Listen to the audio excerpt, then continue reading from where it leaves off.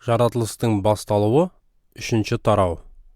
Құдай иі жаратқан жабайы хайуанаттардың ішіндегі ең қуы жылан еді. Жылан әйелге сұрақ қойып, Құдай сендерге бақтағы ешбір ағаштың жемісін жемеңдер деп шынымен айтты ма? Деді. Әйел жыланға, жоқ, бізге бақтағы ағаштардың жемісін жеуге болады. Бірақ Құдай бақтың ортасында тұрған ағаштың жемісі жайлы. Одан жемеңдер, әрі оған тимеңдер, әйтпесе өлесіңдер деген, деп жауап берді. Сонда жылан әйелге, жоқ, тіпті де олай емес, өлмейсіңдер. Қайта Құдай сендер осы жемісті жеген кезде көздеріңнің ашылатынын жақсы біледі. Сонда сендер ненің жақсы, ненің жаман екенін айыра алып, Құдай сияқты боласыңдар деді. Әйел ағаштың жемісіне қарап, оның жеуге жақсы әрі көз тартарлық әдемі екенін және өзін ақылды етуге қызықтырып тұрғанын көрді. Содан ол ағаштың жемісін алып жеді. Әйел қасындағы күйеуіне де берді. Ол да жеді. Сол кезде екеуінің көздері ашылып, өздерінің жалаңаш екенін білді. Содан олар інжір ағашының жапырақтарын біріктіріп тігіп, алжапқыштар жасап алды. Қоңыр салқын самал соққан кезде, адам мен әйелі Құдай иенің бақ ішінде жүрген дыбысын естіді. Олар оның көзінен тасаланып, бақтағы ағаштардың арасына жасырынып қалды. Ал Құдай ие адамды дауыстап шақырып, сен қайдасың деді. Сонда ол, сенің бақта жүргеніңді естіп қорқып кеттім. Себебі мен жалаңашпын, сондықтан жасырынып қалдым деп жауап берді. Құдай ие адамнан, саған жалаңашсың деп кім айтты? Сен мен жеуге тыйым салған ағаштың жемісінен жедің бе? Деп сұрады. Адам, қасыма өзің берген әйел маған сол ағаштың жемісін берді. Содан мен жедім, деді. Құдай ие әйелден, сенің бұлай істегенің не? Деп сұрады. Әйел, мені жылан азғырды, содан мен жедім, деді.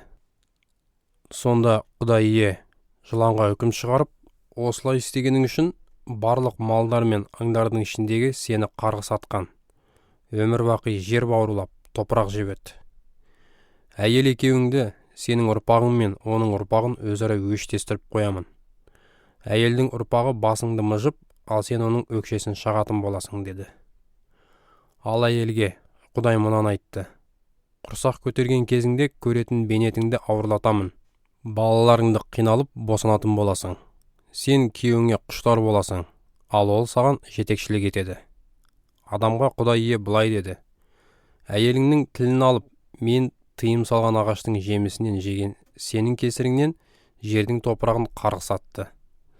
Бұдан бұлай, тамағыңды өмір бақи бейнет шегіп, топырақтан өсіріп, жейтін боласың. Жердің топырағы саған тікенектер мен ошағандарды қаулатып, сен далада өсетін дәнді дақылдар мен қоректенетін боласың. Өзің жаратылған жердің қойнына қайтып кіргенше, жейтін наныңды маңдай теріңді төгіп жүріп, табатын боласың.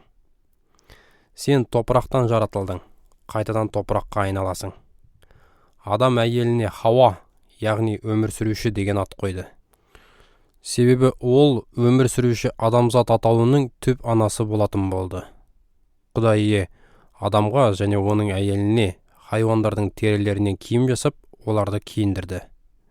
Сонан соң Құдай ие былай деді. Міне, адам ненің жақсы, ненің жаман екенін біліп, біз сияқты болды.